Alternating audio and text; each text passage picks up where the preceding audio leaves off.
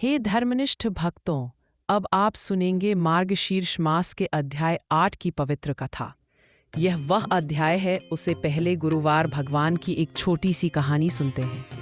उसके पश्चात मार्गशीर्ष मास अध्याय 8 की कथा सुनेंगे।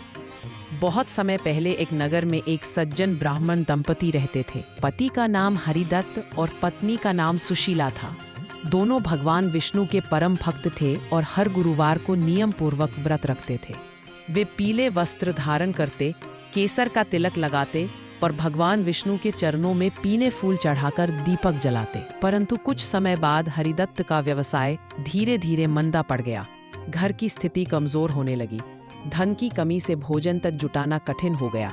एक दिन सुशीला बोली, प्रभु, अब तो घर में अन्न का एक दाना भी नहीं बचा। लगता है भगवान ने हमारी परीक्षा लेने की ठानी है। हरिदत्त ने मुस्कुराकर कहा, देवी, विपत्ति के समय ही सच्ची भक्ति की पहचान होती है। जब तक यह जीवन है, मैं अपने नारायण का व्रत नहीं छोड़ूंगा। यह सुनकर सुशीला ने अपने पति के विश्वास को और दृढ़ किया। अगले ही दिन वह पास के जंगल में जल लेने गई तो रास्ते में एक वृद्ध ब्राह्मण मिला। उसका मुख तेजस्वी था, कपड़े पीले थे और माथे पर केसर का तिलक।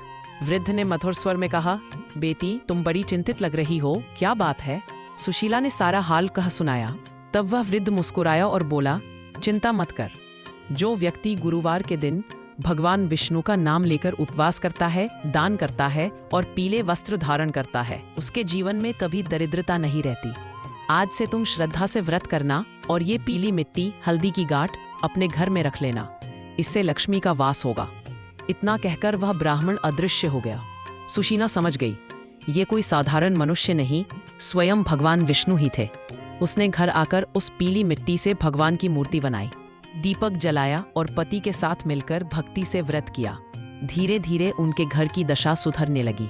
कारोबार बढ़ा, धन आने लगा और परिवार में सुख शांति लौट आई। तब हरिदत्त ने कहा, देखा देवी, जब मन सच्ची श्रद्धा से भगवान को पुकारता है तो स्वयं नारायण सहायता के लिए आते हैं। उस दिन से पूरे नगर में गुरुवार व्रत का महत्व फैल गया। लोग भगवान विष्णु का स्मरण करने लगे और सभी के घर में समृद्धि आने लगी। जो भी भक्त गुरुवार के दिन भगवान विष्णु और माता लक्ष्मी का पूजन करता है, पीले वस्त्र धारण करता है, केसर का तिलक लगाता है और गरीबों को दान देता है, उसके जीवन से दरिद्रता, दुख और संकट दूर हो जाते हैं। वह घर सदा सुख, शांति और समृद्धि से भर जाता है। ओम नमो भगवते वासुदेवाय। सर्वमंगल्य मांगल्य विष्णवे नमो नमः। मार्गशीर्ष मास अध्याय। भगवान श्री कृष्ण स्वयं अपने भक्तों को इस मास के पूजन और व्रत के अद्भुत फल बताते हैं। एक दिन द्वारका में भगवान श्री कृष्ण महारानी रुक्मिणी जी के साथ विराजमान थे।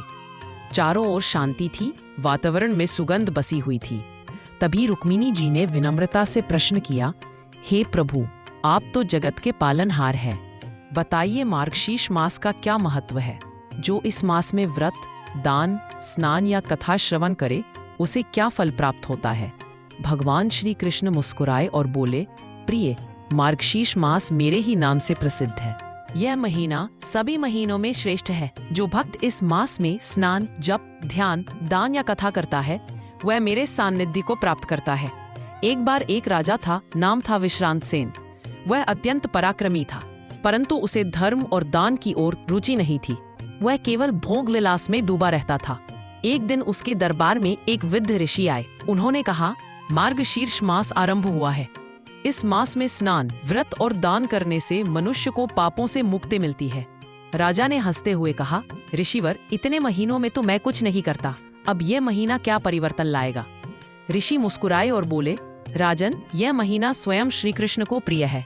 जो व्यक्ति इस मास में प्रातःकाल स्नान कर तुलसी दल से भगवान विष्णु का पूजन करता है, उसके सभी पाप नष्ट हो जाते हैं।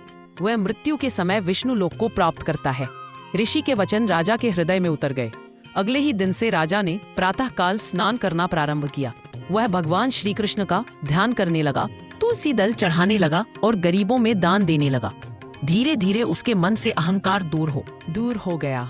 उसका हृदय शुद्ध हो गया और कुछ ही दिनों में वह भक्त बन गया। एक दिन उसे स्वप्न में भगवान श्री कृष्ण के दर्शन हुए। भगवान बोले, राजन, तूने मार्गशीर्ष मास में जो श्रद्धा दिखाई उसी से तेरे सभी पाप क्षीण हो गए। अब तुझे मोक्ष की प्राप्ति होगी। अगले ही दिन राजा ने प्रजा के कल्याण के लिए दान दिया, यज्ञ कराया और अंततः शांत चित्त से प्रभु का नाम लेते हुए परम धाम को चला गया। भगवान श्री कृष्ण ने आगे कहा, जो भक्त इस मास में गीता पाठ करता है, तुलसी जल से अर्घ्य अर्पित करता है या ब्राह्मणों को भोजन कराता है, वह सभी जन्मों के पापों से मुक्त होकर मेरे धाम में आता है। रुक्मिणी जी ने पूछा, हे प्रभु, जो व्यक्ति असमर्थ है वह क्या करे? भगवान बोले, जो केवल मेरे नाम का स्मरण करे, ओम नमो भगवते वासुदेवाय, वह भी मार्गशीर्ष मास का पूर्ण फल प्राप्त करता है। हे भक्तों, इस प्रकार मार्गशीर्ष मास के 8वें अध्याय की कथा में यह सिद्ध हुआ कि सच्ची श्रद्धा और भक्ति ही मार्गशीर्ष मास का सबसे बड़ा व्रत है। जो इस मास में भगवान श्री कृष्ण की आराधना करता है, वह अपने जीवन के सभी क्लेशों से मुक्त हो जाता है। मार्गशीर्ष मास भगवान श्री कृष्ण को अत्यंत प्रिय है। इस मास में स्नान, दान, व्रत, कथा श्रवण करने से मोक्ष की प्राप्ति होती है। सच्ची निष्ठा मनुष्य को ईश्वर तक पहुंचा सकती है। मार्गशीर्ष मास में जो भक्त श्रद्धा से प्रभु का नाम लेता है, उसके जीवन में प्रकाश ही प्रकाश होता है।